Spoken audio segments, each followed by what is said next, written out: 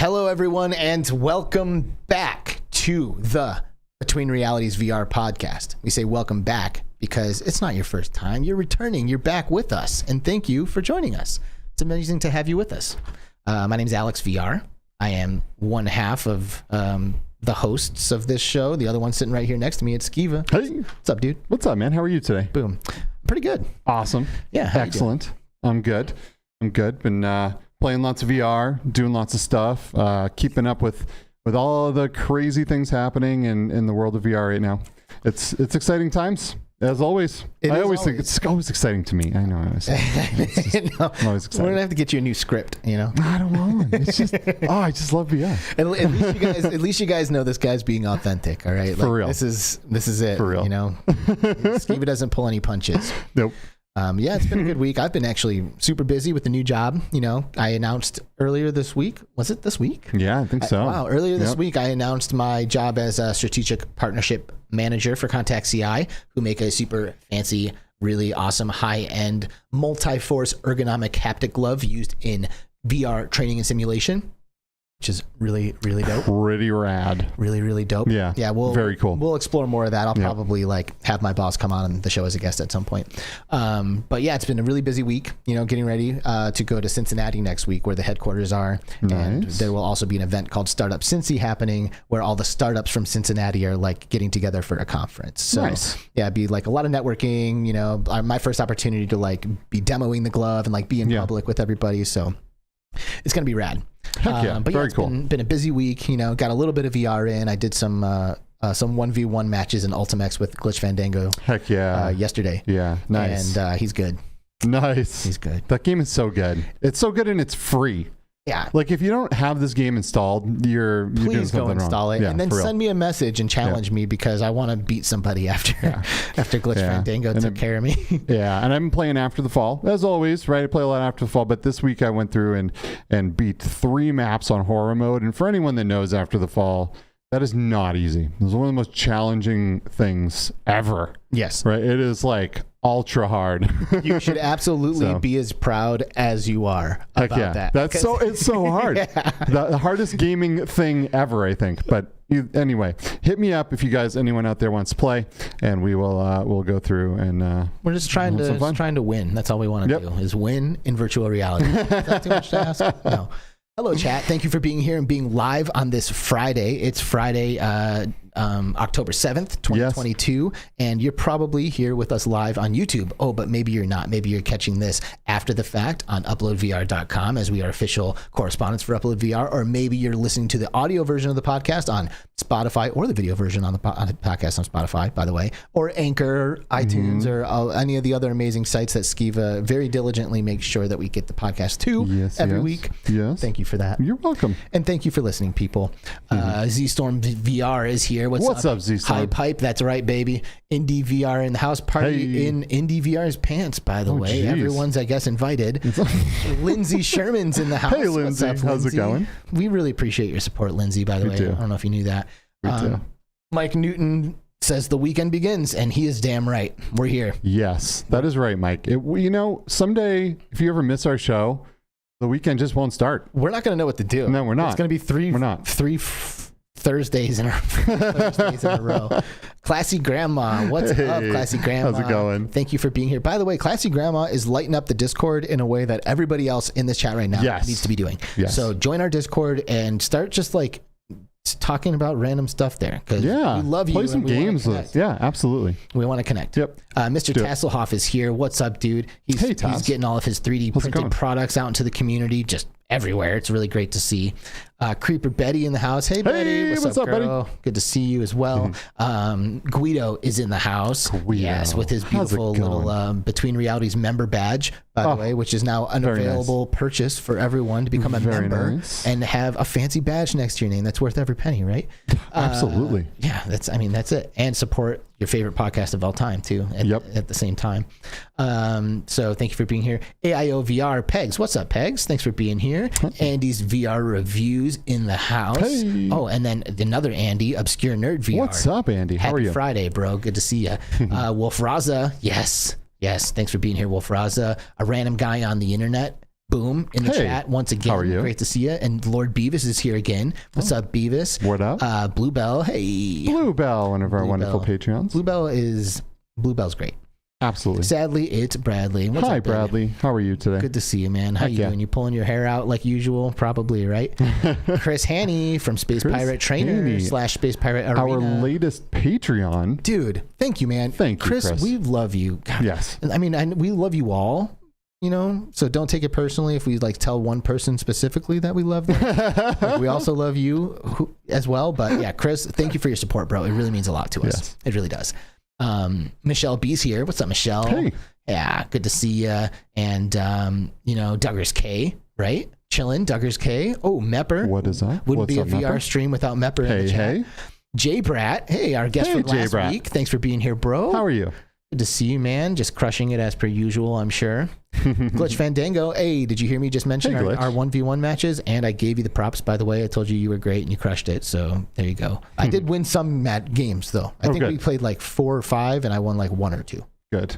You Good. know? And that last one was so close. God, I'm so pissed. Yeah, it was really fun. And it's interesting because I don't think in Ultimex you can team up with someone who's in a different region on a 2v2 match and get into the queue and have it work. It's failed me every single time that I've tried that. Yeah, there's interesting scenarios. I ping them with some of my suggestions because if they clean up their menu and make it easier to connect, they have a hit. Absolutely. Yeah, it's already a hit, so they can just keep doing better. Yeah. Well, it's a hit for me anyway. Sure. Fun with the Clicks is in house. What's up, Clicks? Hey there. Good to see you. Oh, Steve, Virtual Steve. Hi, Virtual Steve. What's up, dude? How's it going? And I love your Blender stuff, by the way, Steve. Same. It's like really, really good. Yeah. Dylan Prawl's here. What's up, Dylan Prawl? Hi, good Dylan. to see you. Thanks for joining us. How are you? And Mickey Burr, right? Hey, Mickey. We got to have Mickey Burr and Laszlo, too, of course. Laszlo Hey, 216. Laszlo. One of our wonderful members. Cleveland represent. Dude, I'm going to be in Cincinnati next week, all right? Make the trip. Come and hang out with me, Laszlo. I don't know how far away Cleveland is from Cincinnati. Probably pretty far. Classy Grandma is dropping a $20 super chat to get things started for us. Whoa! Thank you so much. Wake up, everybody. Air horns. Appreciate that. She says, okay, guys, Sunday is my BD, so both of you guys could do the cricket bop for me. What? Oh, it's her birthday on Sunday. Sweet. The cricket. Yeah. I feel you, girl. The cricket bop. I see. I get it. Okay. I'll pull it out at the right time. Don't worry. Thank you all for being here. So, listen, today we have a guest who will be joining us for most of the show, but not all of it, okay? So we don't want to waste any more time and make sure that we can get them in here as soon as possible. The CEO of MyndVR, which is a company that is dedicated to improving the lives of our senior citizens through the use of virtual reality technology. And his name is Chris Brickler, and he's here with us on Between Realities. Hey, Chris, thanks for joining us. Nice. Thanks, guys. Thanks for having me. Absolutely. It's a pleasure. Very happy to have you. MyndVR, huh? It's a pretty sweet name. It's got the MYND in there. And you are improving the quality of life for senior citizens using VR technology. I would say that is a pretty valiant, or what's the word I'm looking for? It's a good thing to do. It definitely is. We as gamers, we always think about VR as just going and shooting zombies or whatever the case may be, right? But like sometimes, and I know you know, Alex, because you work for a company that does training simulations and stuff like that, but it's not just for gaming.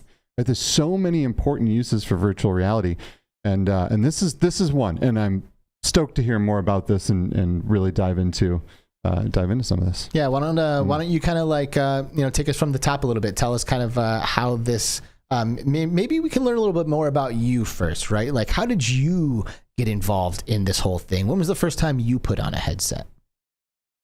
Great question. So I was working in San Francisco area in like 2014, 15, and 16 on another stint in Silicon Valley, and had a good friend that was part of the Oculus crew down in Orange County. And they obviously got a nice bump when Facebook acquired Oculus and brought everybody to Menlo Park. I was fortunate enough to get a really inside view into what all the hype was about and what they were going to create at Facebook 2015, 16 timeframe. And that was my first time, to be honest, with my friends there. So it was eye-opening. It got my mind rolling for a good year about all kinds of different use cases. What was the experience? Do you remember which experience it was? Yeah, the very first experience was the plank walk. Oh, wow. Nice. That's that one opens your eyes too, right? Because like your body, you walk out on that plank and sometimes your legs shake and like your brain tells you you're on the floor. It's not a big deal, right? But your brain's like, no, you might die here. I'm pretty sure that one takes years off of your life. Yeah. But I had been a music producer and a producer of music videos and things like that with this production group I worked with in Los Angeles. So when I learned about this medium and saw the power of what VR was going to bring, I immediately thought way beyond the plank game or some of the zombie shooter games like you mentioned, Steve. Mm-hmm. But, really thinking about the medium for a good year about different use cases and kind of starting with music, like how to bring musicians into this 360 arena and provide a much more intimate sort of live concert setting than anything we've ever seen before or felt before, to be honest with you. So that was kind of some of the ideas I had early on. A good friend of mine from Texas, who I had been in business with in the late 90s and early 2000s, helping me build the backbone of the internet with GTE, which became Verizon. We got together and he was telling me about a program that he was doing with music in about 100 skilled nursing communities in Texas. And that's where his career had taken him.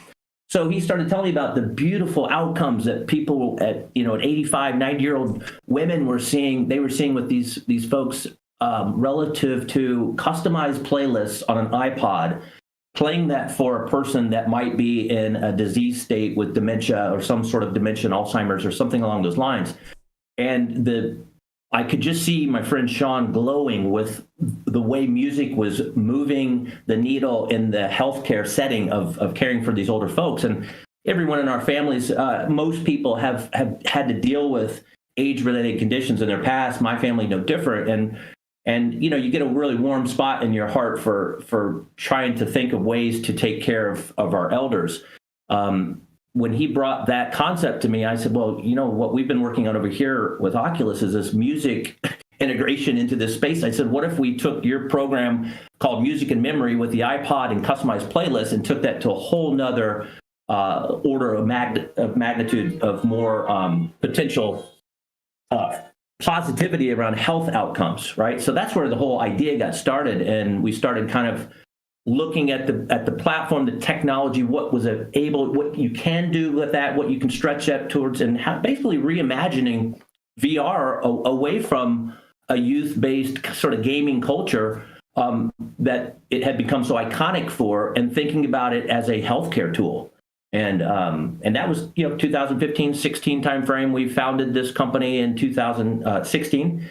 I moved my family from San Francisco to Dallas, and we started the company here. So, and it's just been a really fun ride for the last 5-6 years developing this. So, music being kind of the foundational element of the therapeutic side of things that we wanted to see VR being proven for.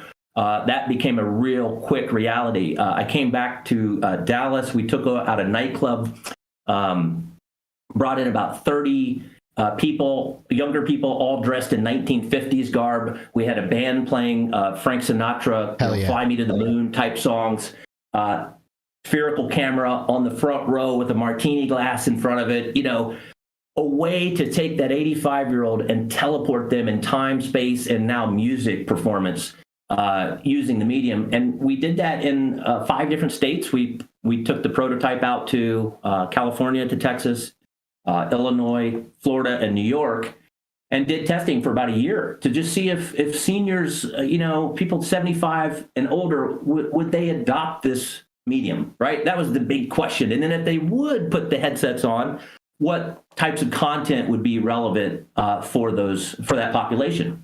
So that's what we've been working on hard for the last 5.5 years, is perfecting that platform.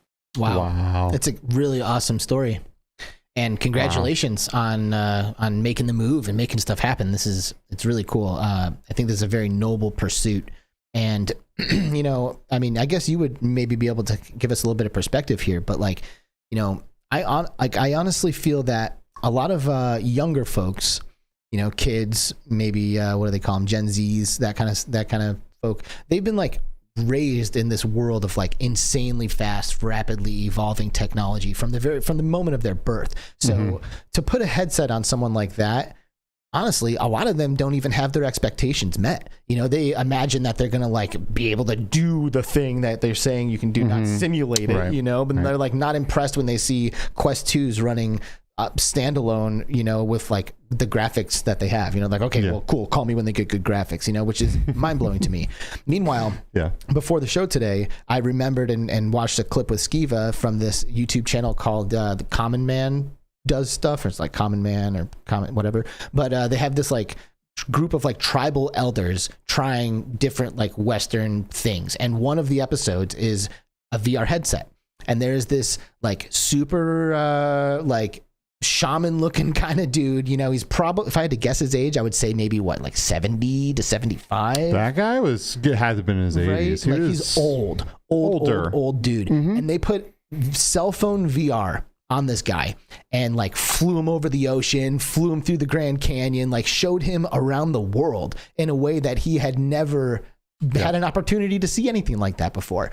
And the guy takes the headset off and just immediately starts weeping, like crying. He's like, oh my gosh, it was like a dream. This was so amazing. So I guess my question is, do you find that oftentimes our older members of our society, or our citizens, or our seniors, I mean, you can give me the best way to refer to our seniors, but like, are they having their minds just blown when they put these headsets on?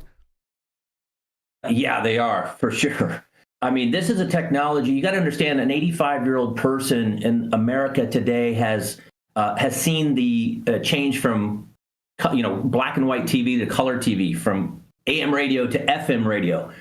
They've seen the PC come on to the into the market. They've seen flat panel TVs. They've seen internet. They've seen laptops. They've adopted smartphones, and they've adopted social media as well. You know, one thing that this audience has not adopted, and I'm always very clear about this, is they have not adopted the Atari video game movement that has really driven so much of the VR technology. So they really, it's a very new thing for older adults. Most older adults have not tried this. If I would ask the question 5 years ago, who in the room of 50 seniors have heard of virtual reality, we might get, maybe a quarter of the 50 raising their hand.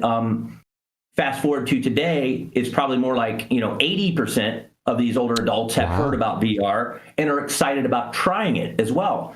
So what we've done at MyndVR is you take an Oculus type Quest interface that is high in cognitive load, not good for seniors. You mentioned, Skiza, that the shooting zombies earlier. Yep. That's not the kind of content you want to present to grandma right out of the gate. Right. So what we've done at MyndVR is curate the largest catalog and creating the largest catalog accessible to seniors. It's all very safe, secure, and it's much more calming in its interface and navigational tools. So gaze-based, for instance, is a great way for an 80-year-old to look at the llamas and boom, be in nature, right? So there's a lot of things that, when you look at VR, the gaming community tries to push the systems and push to the limit. And that it's across the board, from processing to visual capabilities to the actual aesthetics of gaming environments and things like that. And then you get into 6DoF world and things like that's all so much more complex than what our older adults need right now. So we provide a very simplistic sort of interface that gets them started. And then the other thing we do is we have a care tablet. So a tablet, an Android tablet, will control our glasses on the senior. And that works really well for seniors that might have some cognitive impairment. Certainly, we deal a lot with memory care, which is a care setting for older adults that is really based on positive diagnoses, generally around dementia. That's really interesting. When you think about dementia and you think about what causes that in the brain, and what essentially happens is the brain and neuroactivity starts to slow down and receptors become dormant, and then that's how memories can get lost.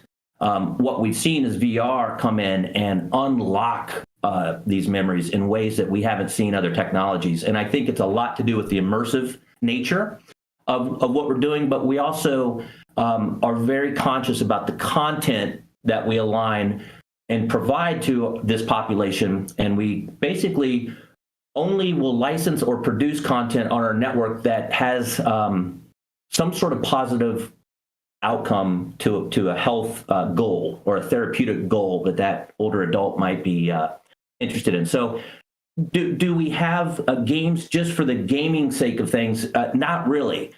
Do we use the gamification capabilities of VR to help in therapeutic sessions with older adults? Absolutely, yes. Yeah. So it's wonderful. Wow. It's a wonderful set of technologies that we're just really at the embryonic stage of really understanding all the brain science on how this works, but also when you start getting into specific therapies, whether it's like occupational therapy or physical therapy or speech therapy.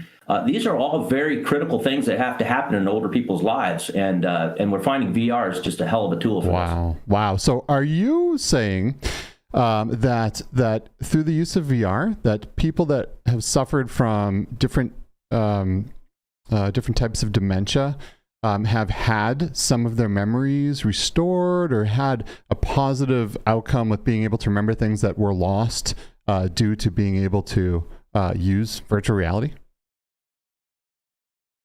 We see this all the time. We don't make any claims about this. We do talk about what we see, and a lot of people talk about it when they talk to the press or on television coverage of MyndVR around the country. But yeah, I mean, I was in a senior community home right before the pandemic hit. I'll never forget this. I was with a couple that was married for 50 years. Both were in a senior community. He was perfectly healthy. She was pretty far down the spectrum with Alzheimer's.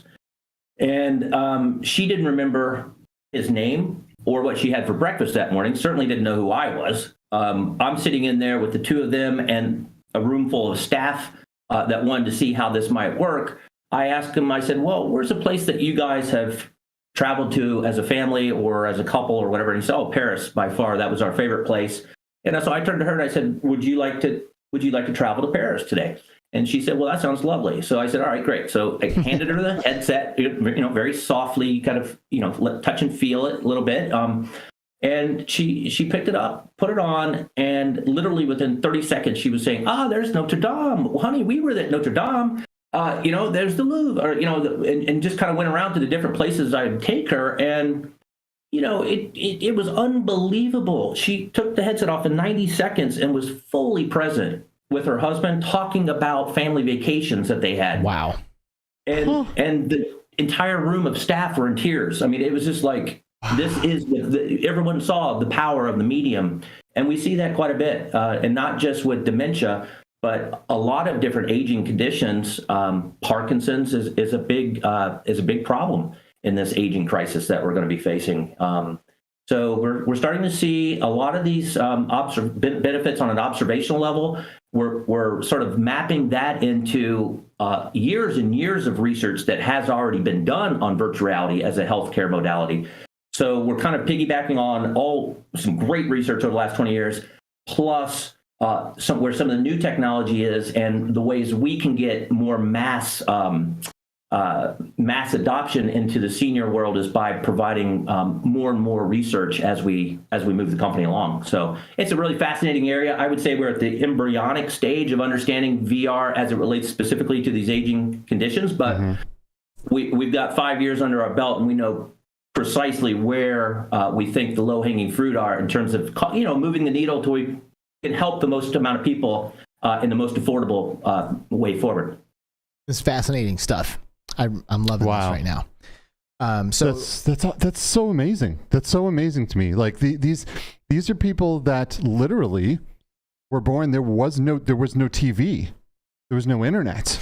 Yeah. Right. And even 10 years ago, 15 years ago, you know, people ended up in homes and they had dementia, and it was hard for them to live any kind of a good life, and, you know, stuck in a room all the time because they need care. And being able to like put on some glasses and like travel across the world and massage their brain to the point where they remember family vacations and their loved ones, and like that's moving. Especially when you think about what's actually happening. Like, they're basically being hypnotized in a way that unlocks their memories, because all we're really doing is putting a flashing light over their eyeballs and some headphones, maybe even if they have headphones on, over their ears, you know. But it's like a flashing light at whatever refresh rate over your eyeballs is enough to unlock memories.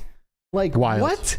You know, Absolutely that wild. is super, super amazing. So in all of the imagery on the MyndVR website, if you just go to the website right away and start taking a look at it, there's a bunch of Vive flows in the images. It looks like that's kind of like your go-to for the headset. And you mentioned earlier that 6DoF is, you know, more complicated and like there's more going on with that. In your opinion, do you think that 3DoF VR is like a necessary stepping stone to get to 6DoF VR, or what? Because I personally would never hesitate to put someone into 6DoF and just skip 3DoF altogether. Mm-hmm.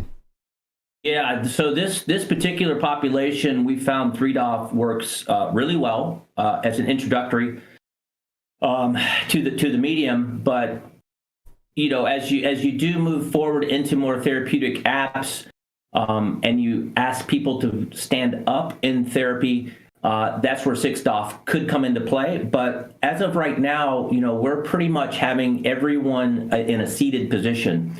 What you don't want to do is create any type of fall hazard for older people. Yeah. Right.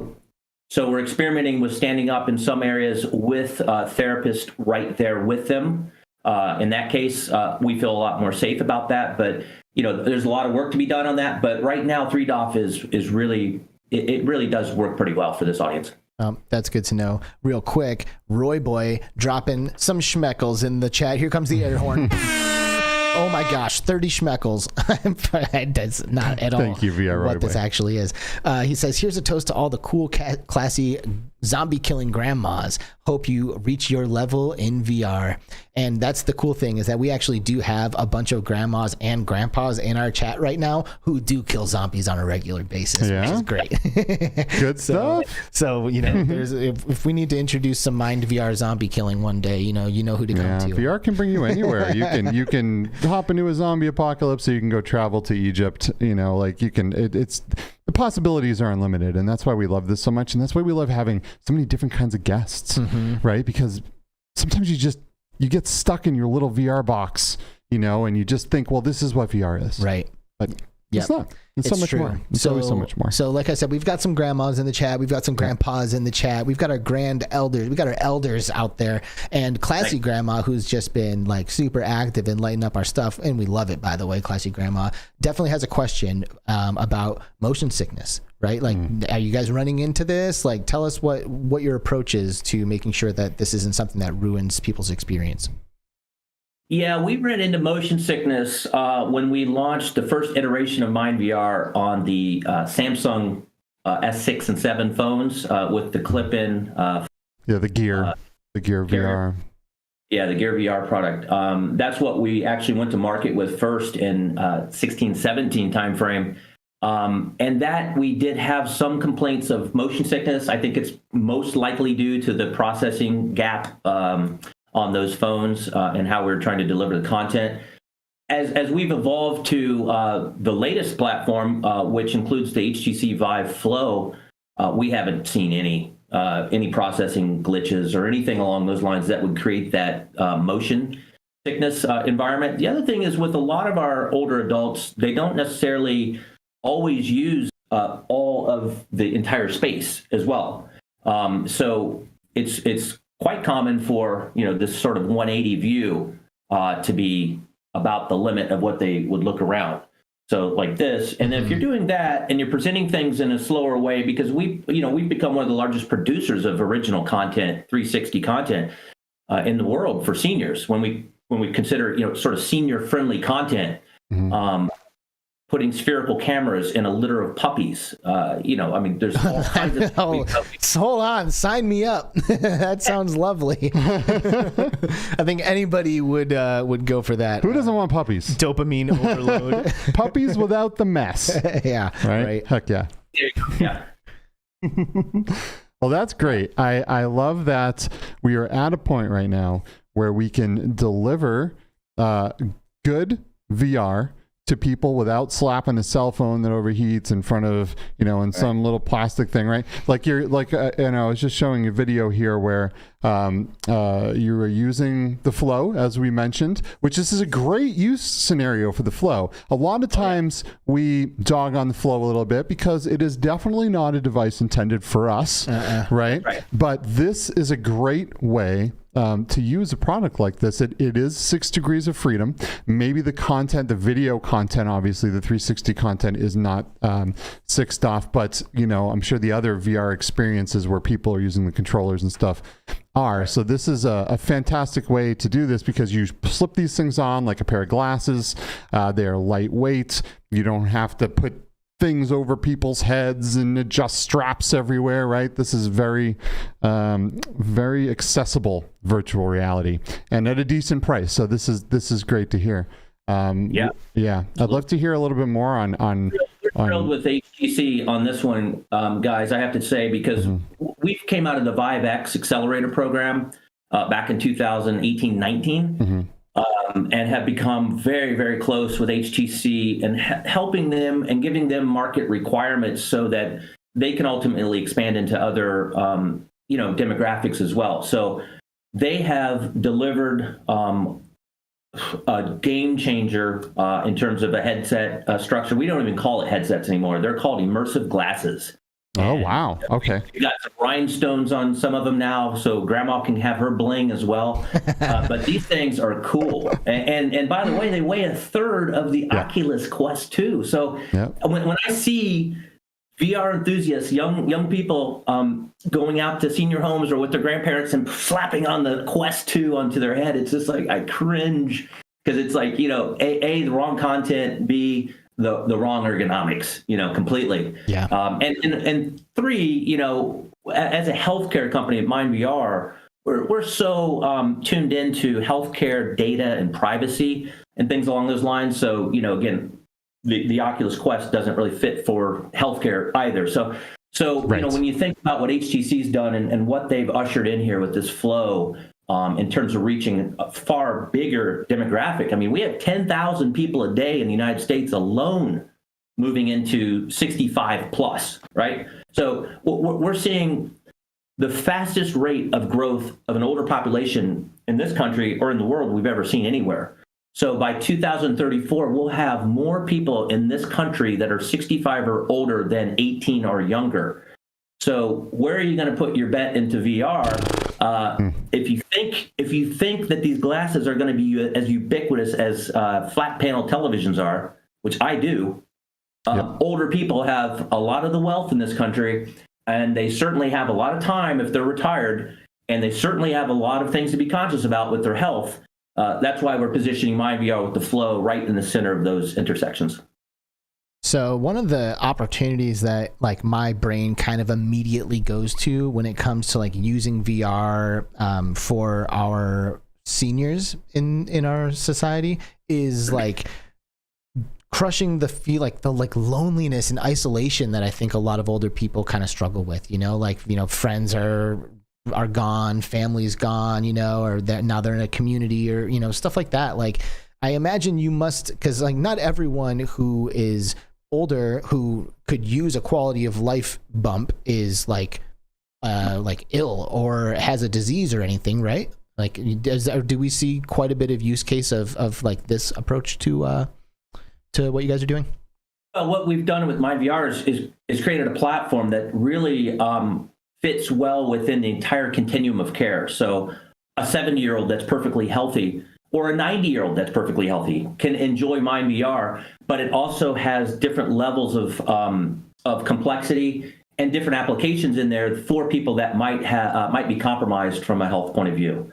So there's a lot of different tools and applications to use in the system. What we do is we spend extra time with the therapists in the field, the nurses in the field, the caregivers, making sure that they understand the platform, the tools that they've got at their power, at the fingertips. And, that's part of half the battle is really getting the caregivers up to speed on how to do this, given the fact that it is a new medium for this population. Right. And I mean, have we seen any examples, and, maybe anecdotal, but have you seen any examples of people like going from being like depressed and down and like out to like, wow, like now I have something to look forward to, like almost like a 180 kind of change? Oh, absolutely. Yeah, we're actually doing a very large study with Stanford right now, probably the largest study that's ever been done with the aging population and VR. Dr. Jeremy Bailenson, who's sort of one of the most recognized VR researchers in the world, put this project together with his team, and we've been supportive of that. And it's been a year long, but they're looking at how the medium drastically improves mood. And when you can improve mood with a older adult, a lot of other things can happen in a positive way as well. So socialization, you mentioned a minute ago about isolation. Yeah. We've never seen a higher level of isolation, obviously, than we just saw with the pandemic.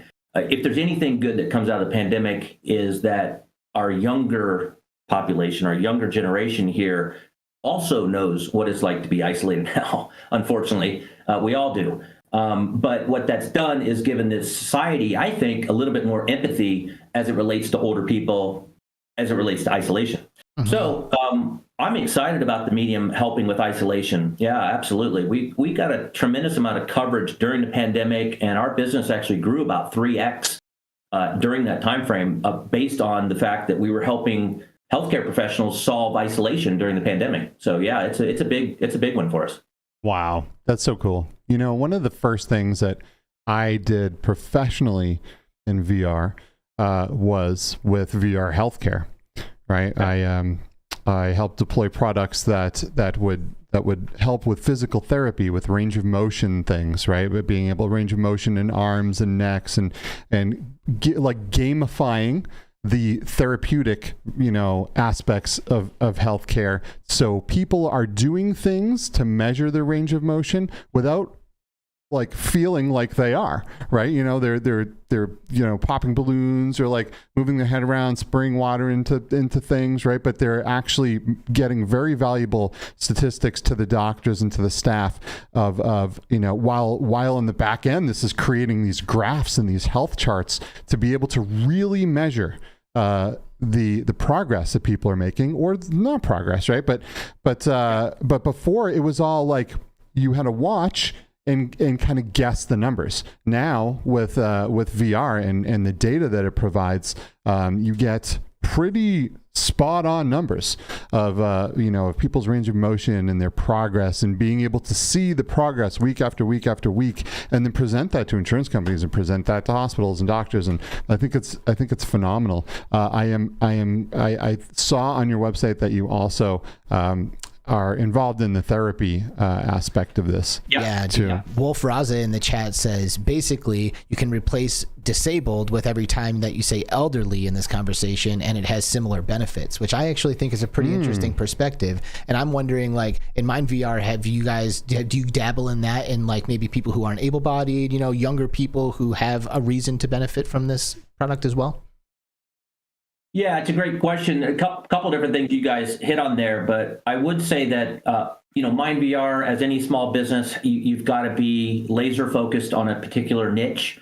In this case, aging is such a huge niche. We want to get that right, but it has already started to happen where healthcare settings are caring for spinal cord injury centers, things along those lines, that are not just caring for older adults, are also adopting MyndVR. So we will definitely see MyndVR moving lower in ages as the applications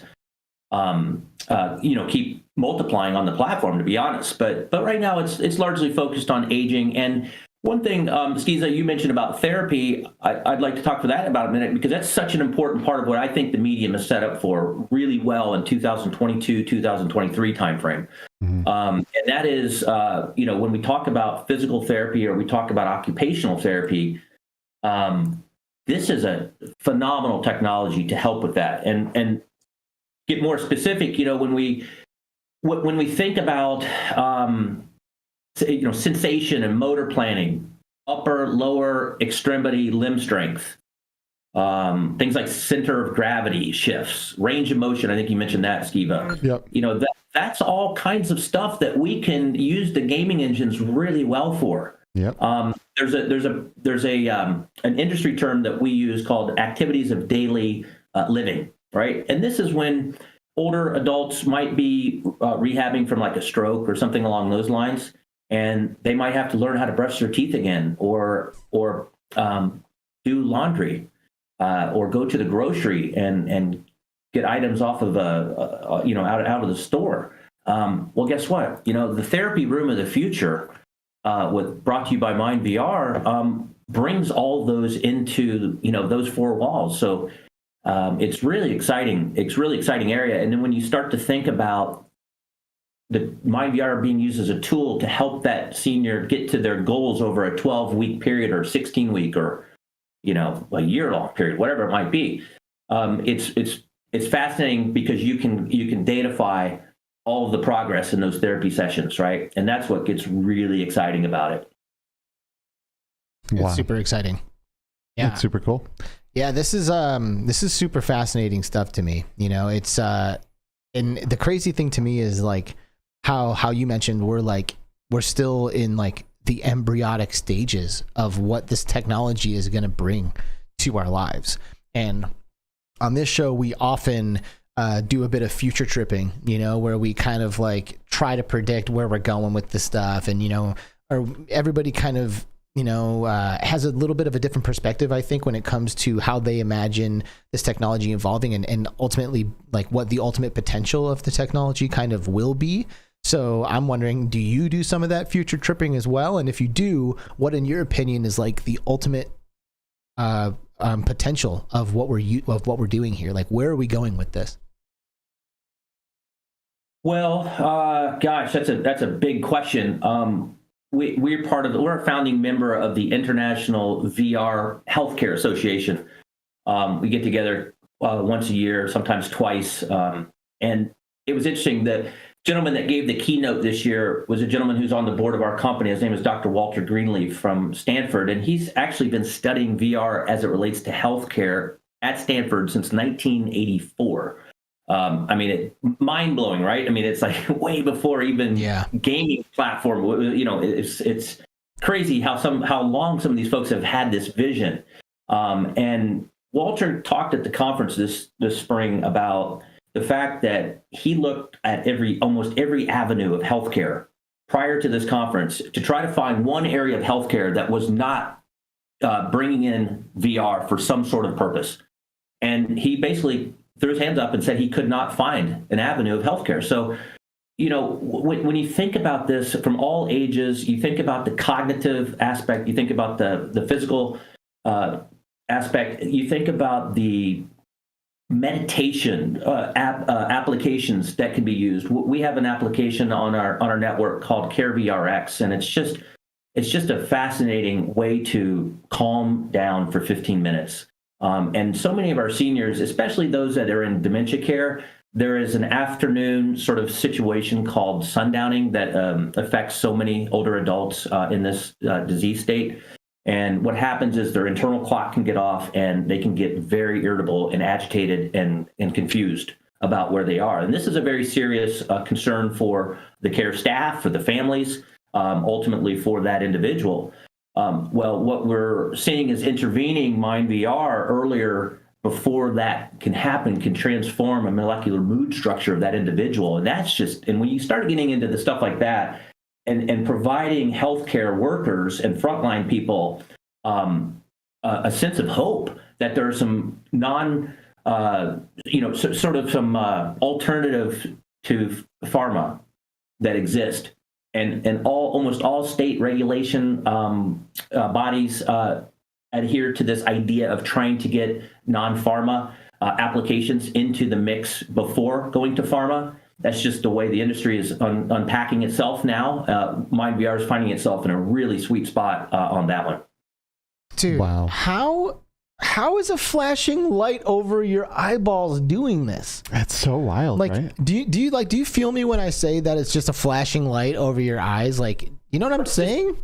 You know, 2 screens a half inch off your eyeball, right? So it's really an extension of your retina. I mean, at some point we won't even have these glasses, right? We'll just have a link to our retina and pipe these images in the future state. But right now we've got the glasses, and that's where we are. But there's a lot of good that can happen in this next generation. And you asked me about long term. I really see things like this flow, immersive glasses, and the content that we've built. I see that working for a number of years as we continue to evolve the platform. But I do think the basics are there today.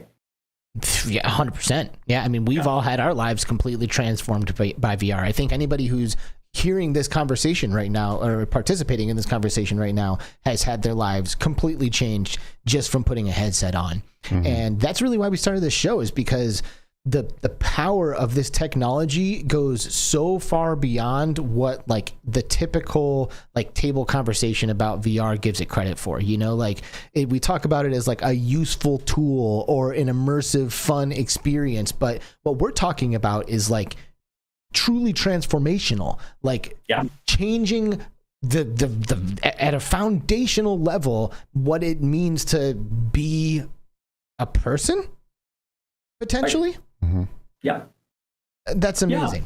Yeah, but what happens when you age as well? If you think about the aging process, or know of older people that are going through this, sometimes identity can be something that starts to fade. And that causes a lot of emotions. And we found that VR can bring back those memories. It can bring, what I like to say is it kind of lifts people out of their 4 walls of their existence into what I characterize as the 5th quadrant, where that person's consciousness is connecting to art, to music, to nature, to engineering phenomenons, to underwater exploration. You name it. You guys know the content's limitless. But when you start bringing those connections to these people in this state, is when I think that a lot of soul searching kind of happens with the medium, and it allows for that. It allows for the imagination to go on just beyond what the flashing lights are of the current session. And they start talking about it and socializing about this with their friends, their older friends. And it becomes a topic of conversation. We see this with families. One of the most beautiful things I see is when we have MyndVR and let's say a senior community in Topeka. And we have families that come in and might do MyndVR with the seniors. What we're finding is a total stimulation to the conversation. So it's no longer about grandpa's sore knee or the bad food. It's about hey, let's go to the Grand Canyon this afternoon. You open up again those 4 walls of existence to the 5th quadrant, and it's the sky's the limit. And really that's beautiful. amazing, but like I could argue that I could also do that by playing World of Warcraft. Like, hey, can I just get Grandpa to play World of Warcraft with me? Hey, you want to go do a dungeon today, Grandpa? Yeah, and like we go into the dungeon. So there's something about VR that really takes this to the next level, and what do you think that is? Like, is it the presence that VR is able to deliver, and also secondly, making it about a social experience? What are your thoughts about social VR, like co-presence virtual reality experiences? Like I'm in a headset, you're in a headset, we can see each other. Do you think that that's going to be a huge part of what you guys do in the future as well? Yeah, I think there's going to be a lot of connectivity as it relates to VR and socialization in the medium. We have to be careful, again, with this particular population. They did not grow up on Atari graphics and avatars that don't make any sense, right? So our generation is fine with that. But when we get to the older generation, what we've done as an interim into a full-on, avatar and avatar with grandpa and grandson, to your point a second ago, instead of inviting grandpa into a complex maze of content that grandson likes, what we've done is flip that upside down. So we've created a feature called Mind Connect. And what Mind Connect does is allows for grandpa in his metaverse in Topeka to connect with granddaughter in New York City on her smartphone. She can watch his Grand Canyon experience. She can drive the experience. She can say, hey, would you like to go to the St. Louis Arch today? Would you like to do something different? And they can have a real-time conversation 2,000 miles away and be fully into his experience. So that's not really bringing him into the kids' game, but it's allowing that intergenerational communication to happen on a whole new level. So think about the 22-year-old that might feel a little alienated in a relationship with their grandpa, right? And now they've got VR as a connector. That's exciting to me. Yeah, that's a really good distinction, and I'm glad that you had such a good answer to that, because you're right. I'm not going to get grandpa into World of Warcraft. I'm not going to get him into After the Fall. I'm not going to get him into any of that stuff. So you're right. It really does need to be flipped, and it needs to be grandpa's content that I am able to connect into in a way that makes sense and is accessible for him. So that sounds awesome. Yeah, that was the answer I was looking for. Your point is right on, though. The connection capabilities of the medium are so powerful, and I see it with the gamers all the time, obviously. But so we're just creatively thinking about ways that we can connect those generations. So it's really exciting, that part of it. Wow. So where are you guys located? Where are you doing this? And what's next for what you guys are doing? Yeah, right. So we're based in Dallas, Texas, and we operate in, I think, 47 or 48 states now, Canada, Australia. We've done some pretty big deals this year with some larger healthcare providers. So one of the partnerships that we put in place, which is going just wonderful, is with a group called Select Rehabilitation. They're the largest contract therapist organization in the United States. So they have about 17 or 18,000 therapists that take care of hundreds of thousands of seniors all over the country. They've now selected MyndVR as their preferred VR platform, and we're co-creating applications that are going to be very useful for therapy. Their vision bringing us into this was also to move quickly into the flow of reimbursement, which is obviously critical to any business. Older adults are not going to buy VR for purely the recreation aspect. Where the business, I think, grows over time is by the research and development, the applications that are specific to the therapeutic goals, and then partnering with the folks like Select Rehab that can scale this up to very, very big levels. So how do we follow? What's the best way to get in touch with you guys, or to keep tabs on where MyndVR is in their journey? Yeah, so our website is a good place to start for sure. It's MyndVR, MyndVR.com. You asked earlier about MyndMY. We did drop the I to Y on purpose. As you get older, as people get older, they sometimes have the feeling of losing control of their daily lives or activities and things like that. So we wanted to make sure that we had an attribute in our brand that is about ownership of my mind. It's my mind. My mind.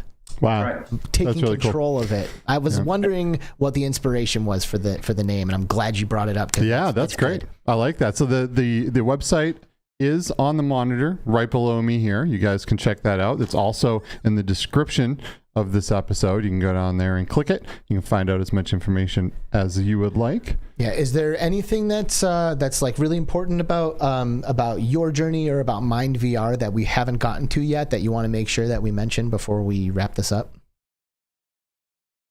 Sure. I mean, there's an initiative we just launched actually within the month.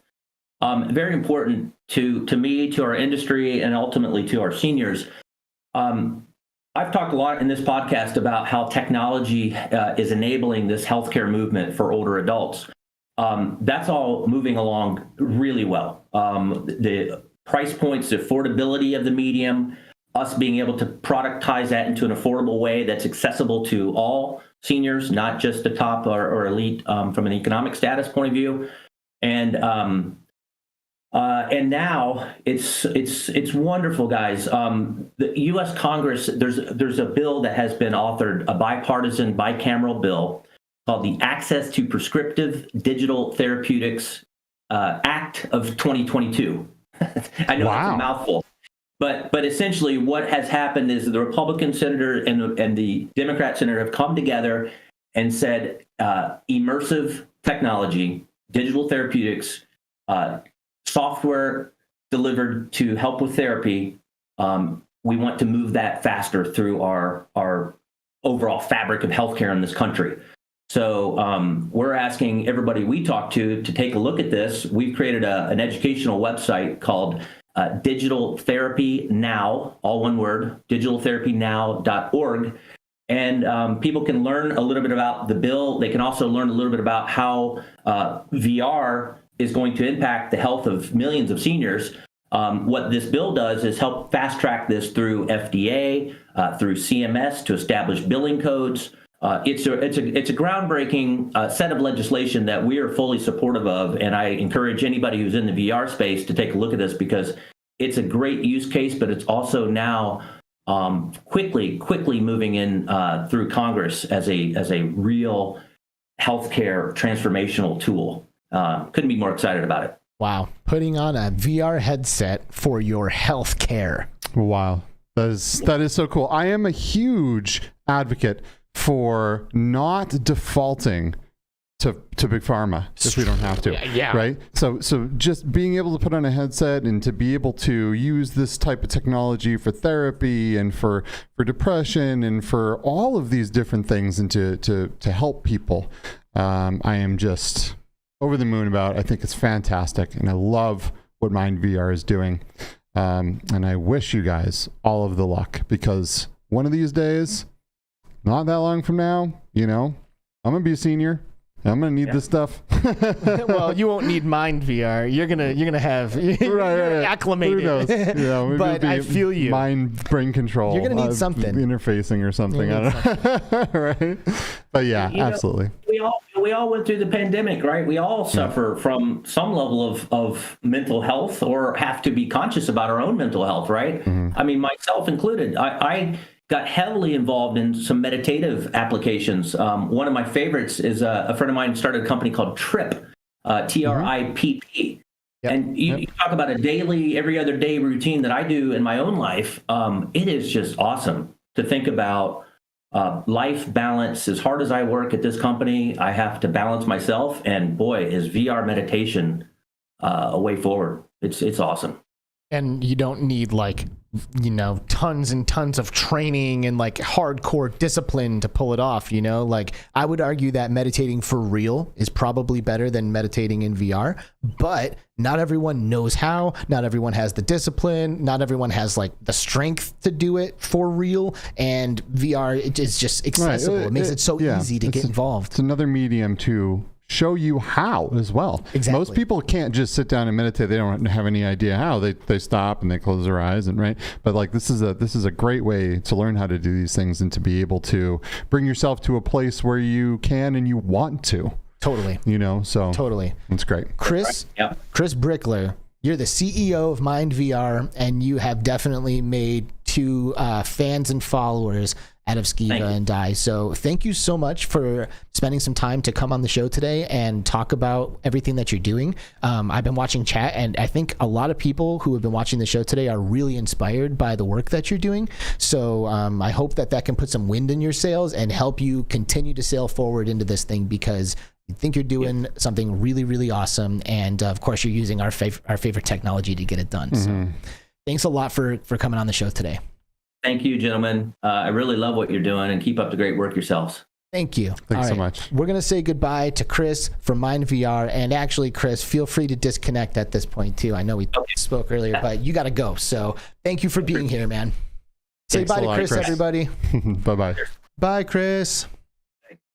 And just like that, Chris Brickler from MyndVR is gone. Yeah, and maybe we'll stick around for a few. Yeah, this is a little shorter than the typical episode that we have. So we did, we'll Chris had to go. He was like, "Listen, I'll giving you guys an hour. That's it. All right. If it goes a second over, I'm just hanging up." So we were like, "Okay, fine, man. We'll get you out in time." No, he was super awesome, and he was like, "Oh, it's okay." But yeah, we try to, we want to make sure that he can get to where he needs to go. So he's gone. Absolutely.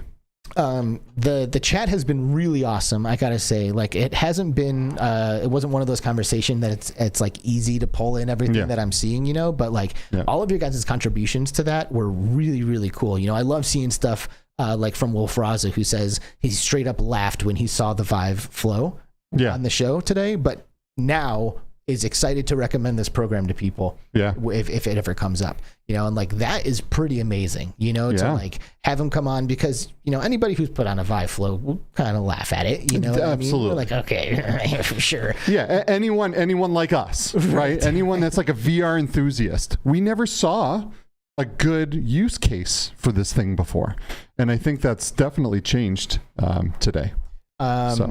Hey, classy grandma. Oh wait, I gotta go faster than that. Oh, I don't even know how to do this anymore. Listen, he tried. I think lightning may have struck that that fateful episode. I don't know. I'll work on my crickets. Maybe an individual cricket button would help me pull that off. Oh, okay.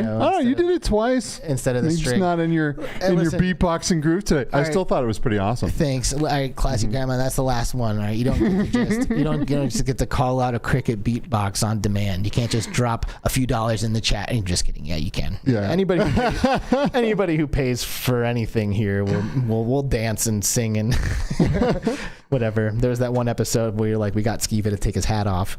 From That's right. Chats. Yeah, we cut a great little short out that I never really released. That was great. Yeah, everyone swithed hats. Yeah, we had Steve awesome. Nose. Steve Nose was on the show for that episode. Yeah, that was fun. That was fun. Right on. Yeah, we Alzheimer's strikes, Alex. Yeah, keep your day job. Yeah, okay. I know. I will keep my day job.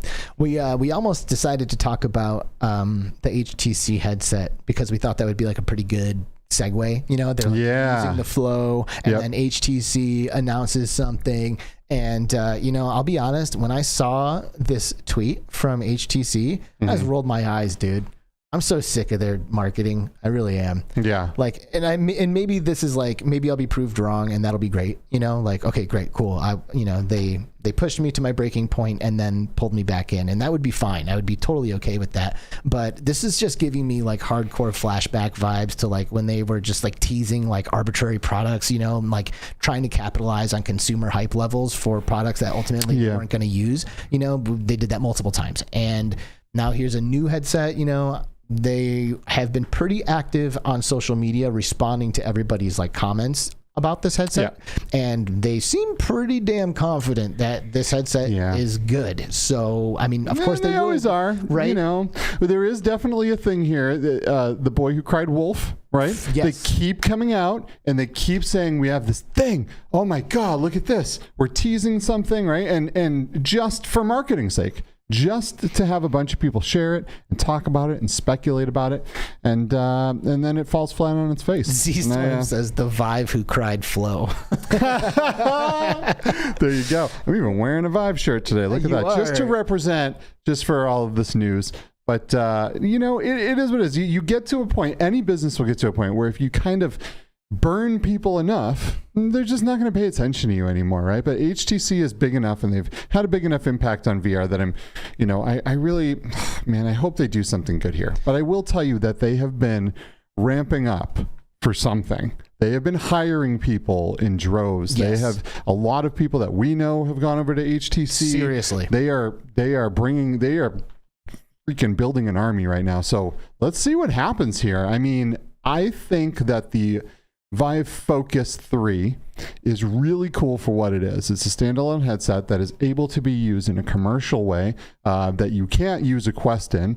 They have different types of data protection and different types of terms of service so that businesses are more comfortable using this product. But also things like location-based VR. That's the one for me. Yeah, and that's a big one because it has features that people don't even know about. Like the Vive Focus 3 has modes that can be turned on by HTC that will see multiple headsets in a play area. And that's not something that we've typically ever really seen before. You have to use weird tricks by putting trackers on headsets and just doing things in proprietary third-party software to make those types of things happen. Meanwhile, HTC is in the background creating a lot of these things that aren't really up in the front in the public's eye, right? So it is very interesting to see what's happening here.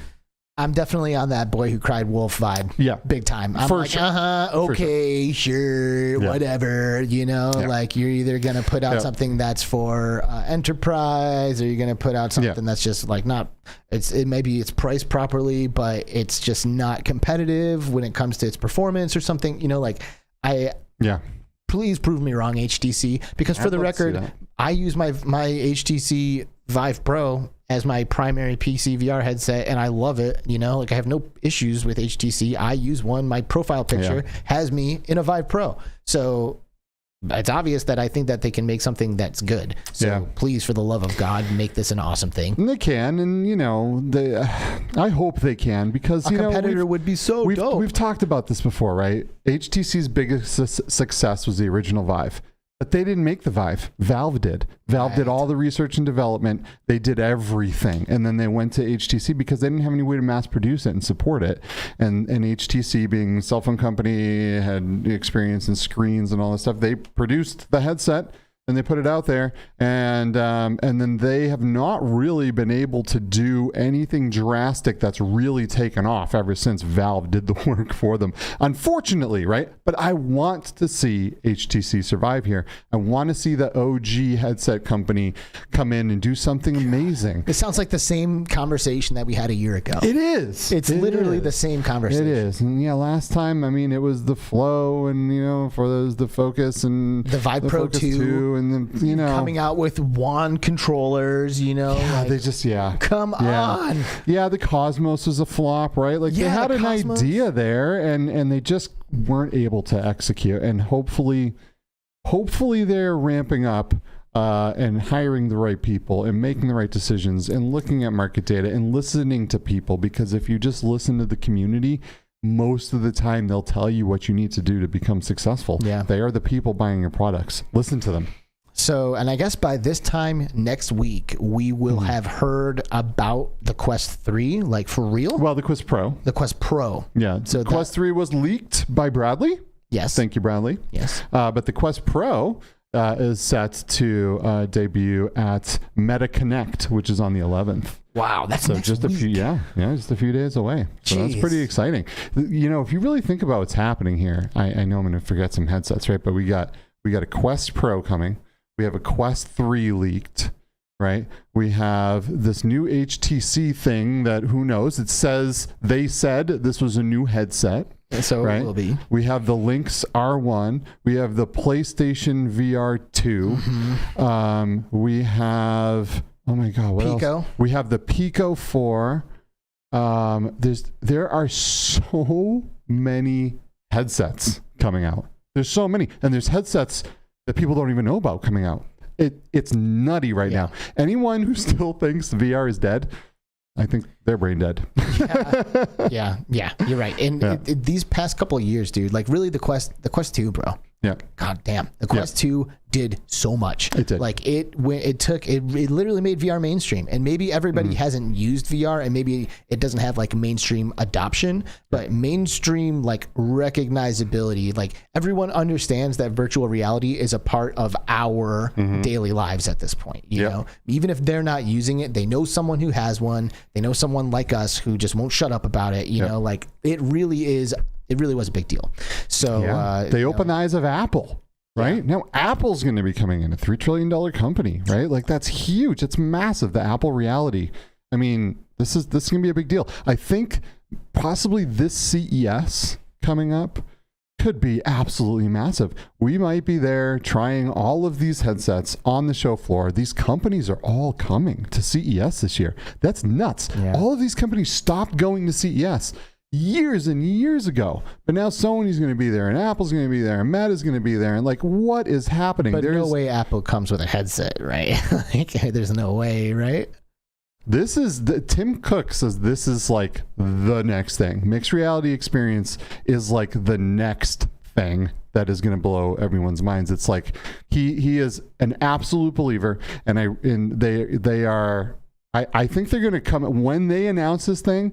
They're going to start hammering this thing in, and I think they're going to start showing it off, and Apple knows more than anyone that you can't see the value of their product without showing people, right? They went and they opened all these stores and they made everything look pretty and focus on the aesthetics, and because they want you to go in there and try it. They want you to be able to put your hands on it and see what it's like, because you can only communicate these things so well over a video or a web article or something, right? So I think they are going to be out there hard when the time is right, making sure everyone tries this thing. Because maybe you won't be able to afford this first iteration because it's really going to be an overpriced dev unit.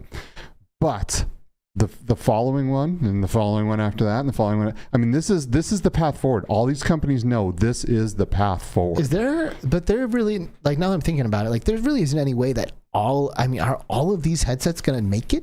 You know, because like when I think, and I understand that there's like different markets, you know, like there's us in the West, there's the European market, there's the Eastern market and all of that. But like when I think about like, you know, the Quest line and then the Pico and then the PlayStation and then the Apple, no one's going to go out and buy all four of those headsets. No, and this isn't how this stuff works, right? Like you know, we all need to eat, but not every restaurant makes it. Right. We're gonna have to watch and see what these companies do, and see some of these companies are gonna have to bring things to the table that you can't just clone the Quest and expect success. The Quest is there, it's backed by a huge company that's subsidizing costs, that has a great game library. Like if you're coming into this market, you better be doing something really special. Apple will definitely be doing something very special, and they have vision. They have vision. They've been working on their headset for like decades. ARKit has been shown at every Apple Connect or every Worldwide Developer Conference and all of these things for the past decade. It's nuts. They've been working on this stuff through the lenses of their phones and their tablets, but it's all been leading up to this, right? So they're going to come in swinging. They're going to have massive amounts of eyes on VR and AR. We know Quest, you know, they changed their name. You know, Facebook changed their name to Meta. They are in this. They're in it to win it. We'll see what happens. HTC has a long road in front of them. They're really going to have to step up and bring something really special here. Are they capable of that? I don't know. I mean, and then what, like PlayStation just dances through the whole thing? PlayStation has developers. Right? No, they're like, yo, we got the games. Yeah. We got the AAA developers. I want a PlayStation. You know, like I want the PSVR. Like that is like, if I'm thinking about all of them, that's the one that excites me the most. Same. But I guess we're gamers, you know? And we are. Well, Frazza brings up in the chat, like he doesn't think that Apple's going to focus on gaming at all. And they'll have games, but that's not what it's about. This is about changing people's lives. They didn't put out an iPhone and say, this is to play games on.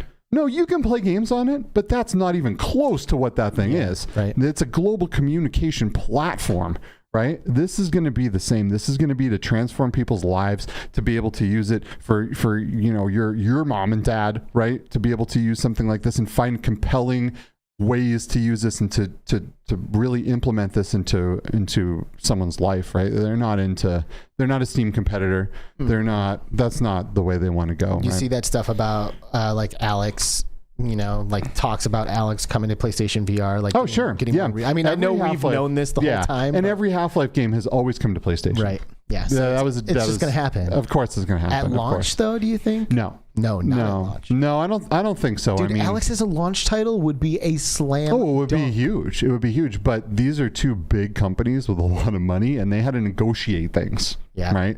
Like there was a lot of things that had to be worked out from a business perspective, and that doesn't necessarily line up with the launch of the headset. It might. Maybe it will. It'll surprise us all, right? These companies are very hush-hush about this stuff, and it would crush it. Imagine if Half-Life launched with the PlayStation VR 2 with adaptive triggers and facial haptics when the face huggers hit you, right? I saw a commercial on, I think, YouTube yesterday from Geico, with the gecko with a portal gun.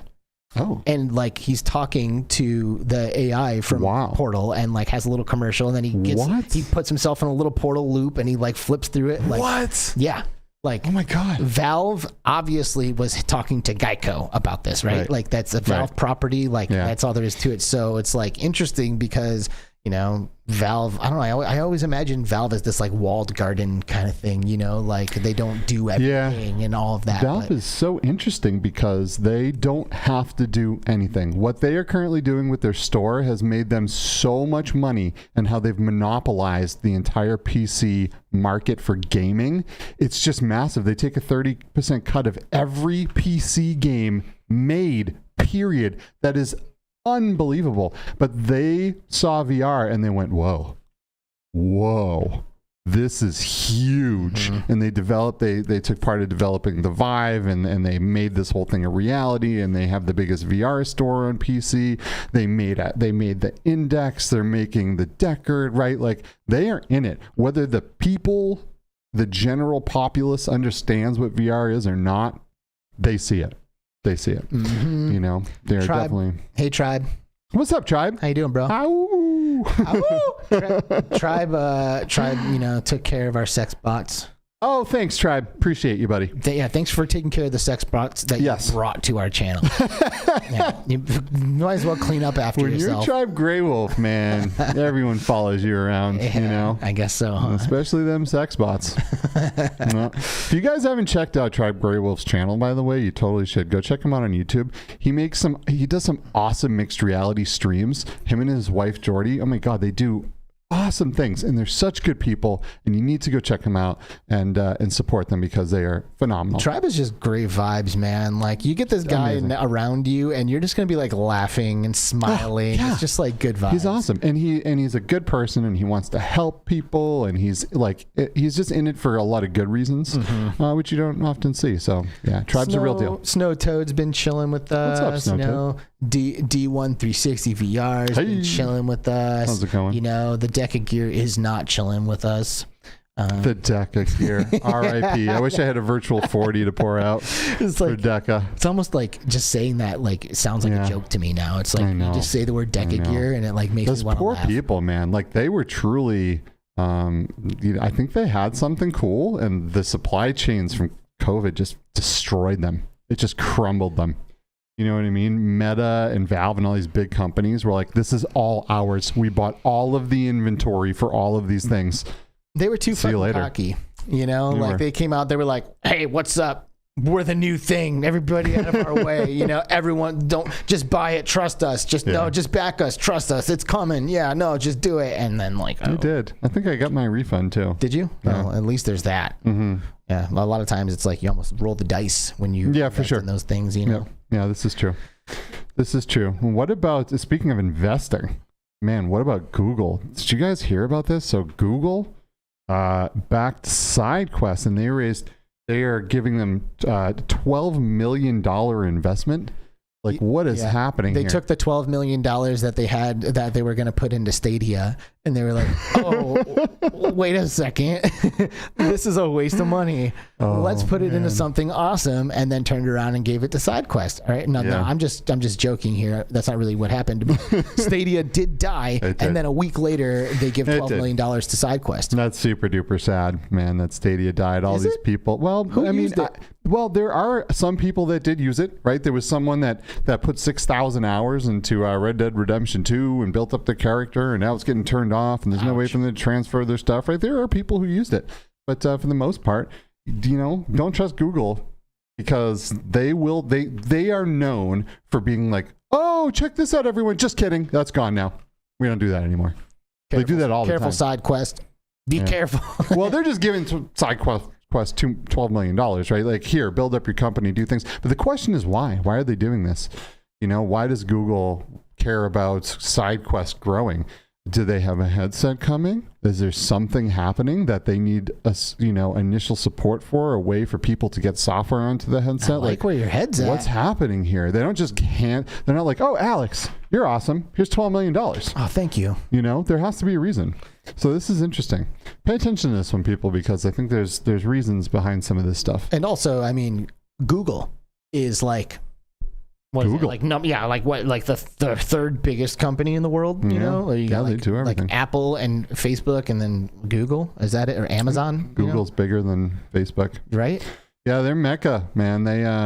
They are Mecca. They're huge, absolutely enormous, and it's very interesting that they're backing SideQuest. I think it's great. SideQuest has been grinding for so long to such a niche of a niche. You know what I mean? There are people who don't ever want to, like, they're like, oh, this is my quest. Like, if I can go in there and click on something, maybe I'll participate in that, or maybe I'll buy that thing. You got to hook something up to a PC and like turn on developer mode. 99% of people are out. Yeah. They are out.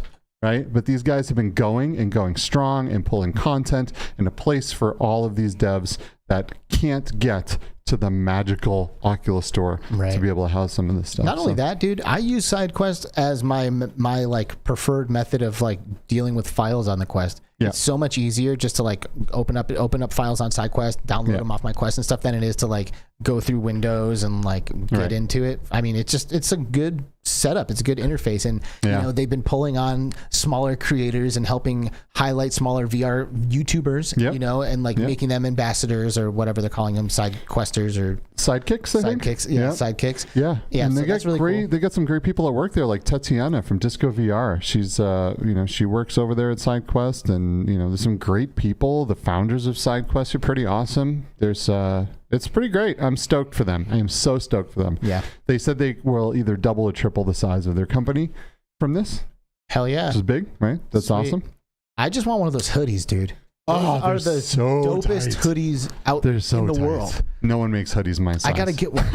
I need to be like, I mean, Tatiana knows I'm trying to exploit the fact that I know her to get me to get a hoodie on a hoodie. And I mean, I guess if I have to buy it, I will, but I want a free hoodie. Somebody send me a hoodie. They are, if there's one thing that they're good at that's not VR, it's designing clothes.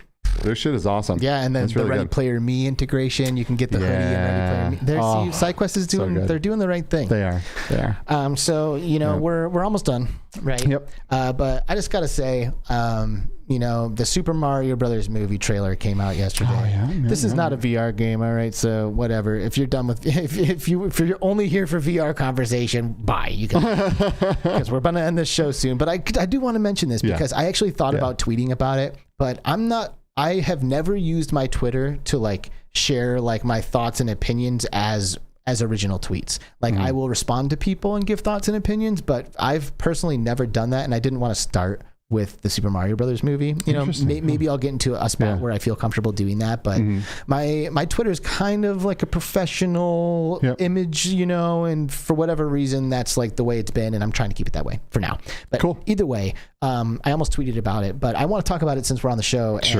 Because I'm a huge, obviously we're all gamers, right? A lot of us are gamers, and I am a huge Nintendo fan, like huge. You guys have no clue what my Nintendo collection looks like at my crib. Like I have hundreds of Amiibo, tons of games, just like boxed games. Like I buy every Switch thing ever. I bought an OLED, by the way. I don't know if you knew that. Oh, dude, those are beautiful. It's so nice. So beautiful. It is so nice. I didn't think I needed it until I held a friend's. Yeah. And then I held it in my hands and I was like, are you kidding me? That screen is so much larger and the colors and the blacks. It's awesome. It's nice. It is awesome. Nice, yeah. So anyway, I'm a huge Nintendo fan. And I have like literally been anxious waiting to see the trailer for the new Super Mario Brothers movie, knowing that Chris Pratt is going to be the voice of Mario, Jack Black is in there as Bowser, Keegan-Michael Key is in there as Toad, Seth Rogen is in there as Donkey Kong. So I'm like hearing all these actors' names, thinking about the thing that I love so much, and I'm like, oh my God, no, like no, you know, especially after the whole Sonic thing. You know, like they really missed the mark when they came out with the Sonic movie, and they fixed it kind of, but it's still like, it's a pretty huge departure from the world of Sonic for me. I don't love the Sonic movies. I saw the trailer and I loved it. I think the trailer is awesome. I think the voices are great. Some people are giving Chris Pratt a hard time about like not sounding as much like Mario as the old We all grew up with Mario. We all know Mario's voice, so that's going to be hard. It's going to be a hard thing to take that role. Anyone who took the role of Mario has to know they're going to get some hate, no matter how good you do, no matter how, like, it doesn't matter. You're going to get some hate. And, you know, we only got two lines of dialogue from Mario, but it landed on my ears and like nothing, like it didn't hurt. There was nothing, like it was good. It was like, okay, no, that makes sense. Yeah, it was okay. I didn't love it because, again, I grew up my entire life knowing Mario, and that's never how I heard him sound before. I feel you. But I don't hate it. I don't hate it. Do you know what I mean? And I didn't want Charles Martinet's voice. I knew that. I know, because, I mean, don't get me wrong, I love Charles Martinet. Meeting him, like, I was emotional when I met him at Game On Expo. Like, I was literally fighting tears, which is crazy because he's not even Miyamoto. He's just went into a studio and recorded some woohoos, you know, like, not a big deal. But still, it was a really important moment. I was like, oh my gosh, you're the voice of Mario. Wow. You know, so I love him, and I'm going to cherish the photo that I have with him forever. But I still was not about to sign up for 90 minutes of that, you know, just his like super high, like old school stereotypical Italian accent guy, you know, like it just, I think that would be a little bit abrasive. I can rest assured, and we can all rest assured, that Charles Martinet is on the cast. So he'll either be playing other characters, or what I imagine happening, and this is just a prediction of mine, is like a Super Mario 64 version of Mario, like popping out of a pipe and like running around for a minute or something, like like multiple timeline kind of thing or something. Like you see him for a few and he's doing the wahoos, and like he sounds like the original Mario. Well, I'm glad he's in there, right? Because he should be.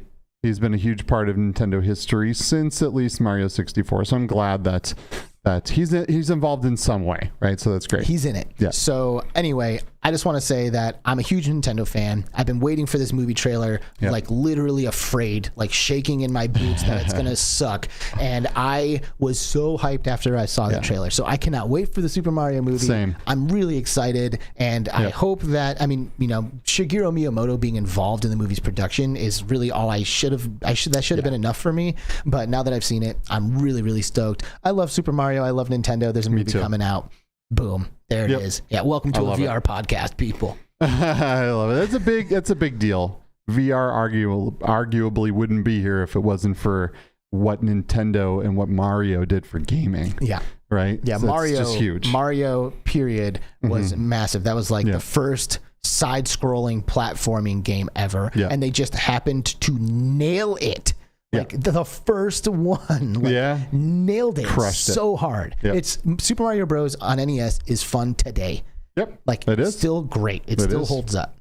It is. It's phenomenal. And someday I can't wait to see how Nintendo gets into VR, because eventually everyone will, or they'll die. So which, by the way, I am soon going to buy something that I have shared in our Discord a little bit recently. But Nintendo, back in like 1987, made for the Famicom a 3D viewfinder with 3D games. There was like a handful of 3D games that they made for the Famicom that you could look through this thing, and it wasn't just like I'm like misselling it right now because it's not a Virtual Boy. It's not where you just hold it up. It's literally an HMD. Like you put it on your head, like a head-mounted 3D NES a Famicom, a Nintendo Famicom viewfinder headset kind of thing. And they are available new on eBay for way less than you would imagine. Really? Yes, like new in a box for like $150. What? Yeah, I mean, now I think you'll still need the Famicom. Sure. So I'll buy like a Japanese Famicom, and that'll probably cost me $150 to $250 also. But I am definitely going to buy one of those Nintendo HMDs, and I'm definitely going to buy those 3D games for the Famicom, and I'm going to play them. Bring them over. It's going to be awesome. I almost pulled the trigger like a week ago, but I just want to put a little bit more money in the bank. Pull that trigger, man. I want to try that. I know. All right, I'm going to do it. I'm buying it. So anyway, Nintendo's cool. Mario's cool. VR is cool. Between Realities is cool. The Between Realities audience and community is insanely cool. The absolute best. You know, man, chat 69, get the fuck out of here. All right, so jeez. Where did that come from? I know, these Sting sex bots. Whoopsies. So anyway, I think that's about it, right? That's about it. Yeah, next week will not be live, but we will be here. Alex is traveling for work, which is pretty awesome. It's exciting. So we will be here in the premiere. We'll be in chat. We'll get to like hang out and chat with you guys. At least I will. I'm not sure exactly what's happening with you, but I will be there in chat, and we will have Anthony and Aaron of ArcAxer on, which, if you don't know what ArcAxer is, it's a really cool turn-based game that's coming out on the Quest. It's actually, they're on App Lab, they're on Steam. It's a really cool game, like 25 hours of gameplay, third person and first person views. Like it's a pretty dope game. Third person overworld exploration and dungeon exploration, first person turn-based RPG style combat. There you go. Nailed it. That's what I'm here for. It is so good. And Aaron and Anthony are phenomenal guys, and we can't wait to chat with them and learn all about their VR adventures and celebrate with them as it gets ready for its release on the official Quest store. Yes, boom, that's absolutely huge. It'll be really the only game like it. And anyone that has it on Steam already is getting a massive update, right? That's going to add tons of hours worth of gameplay to this game. So it's a double whammy, massive update. Official Quest release. So it's a big deal. We can't wait to get those guys on here and chat with them all about it. Wolf Raza, Snowtoad, Laszlo, Michelle, Duggars K, Classy Grandma, Bluebell, Tribe Grey Wolf, Z-Storm VR, Brittany, my darling love wifey, Chroma Snare, V-Roy Boy Dude, Mike Newton, bro. Mike Newton, Mind Jive, Mickey Burr, and the rest of you. We got to get out of here before the bots just completely consume our chat. Yes. So thank you guys for being here. We will see you in a week with the dudes from Arcaxer. Join the Discord. Get in there. Population 1 is going down tonight with an amazing group of people. Custom lobby. It's super dope. Do it. We love you. Hit us up for ATF. After the fall, hit me up for Ultimax. And more things. Have a great weekend, everybody. All right. Bye-bye.